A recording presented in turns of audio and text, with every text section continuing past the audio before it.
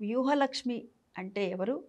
మరి వ్యూహలక్ష్మి అష్టలక్ష్ముల్లో లేరు గదా! అనే సందేహం మనకు కలుగుతుంది. వ్యూహలక్ష్మి అంటే మనం గమనించినట్టయితే తిరుపతి పైన వెంకటేశ్వర స్వామి హృదయంలో ఉన్నటువంటి లక్ష్మీదేవి ఎవరైతే ఉన్నారో ఆ అమ్మవారే వ్యూహలక్ష్మి అని అంటారు.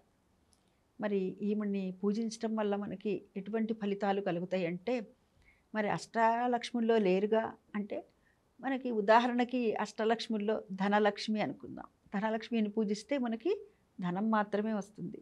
ధాన్యలక్ష్మిని పూజిస్తే ధాన్యం మాత్రమే వస్తుంది. అదేవిధంగా విద్యాలక్ష్మిని పూజిస్తే విద్య మాత్రమే వస్తుంది. అష్టలక్ష్ముడిని పూజిస్తే అష్టైశ్వర్యాలు వస్తాయి కదా! ఆ అష్టలక్ష్ములు కొలువై ఉన్నటువంటి ప్రదేశమే ఆ తల్లే వెంకటేశ్వర స్వామి యొక్క వక్షస్థలం. ఆమెనే మనము వ్యూహలక్ష్మి అనే పేరుతో పిలుస్తామన్నమాట. ఈ అమ్మవారిని ఎవరైతే గనక పూజిస్తారో, ఈ వ్యూహలక్ష్మి మంత్రాన్ని ఎవరైతే గనక జపిస్తారో వారికి ఆ అమ్మవారి యొక్క అనుగ్రహం కలుగుతుంది. అదే కాదండి, మనం ఏం చేసినా కూడాను ఇహమునందు పరమునందు కూడాను సౌఖ్యమే కోరుకుంటాము. అంటే ఇక్కడ మనం ఉన్న భూమి మీద ఉన్నాము.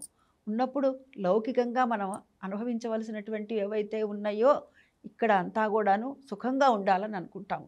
ఆ తర్వాత మనం ఏమనుకుంటాము, పరంలో కూడా మనకి సద్గతి కలగాలి అంటే ఎటువంటి ఇతరమైనటువంటి జన్మలు రాకూడని జన్మలు రాకుండా మోక్షం, ముక్తి మోక్షము అనేటటువంటిది రావాలి అని కోరుకుంటూ ఉంటాం కదా!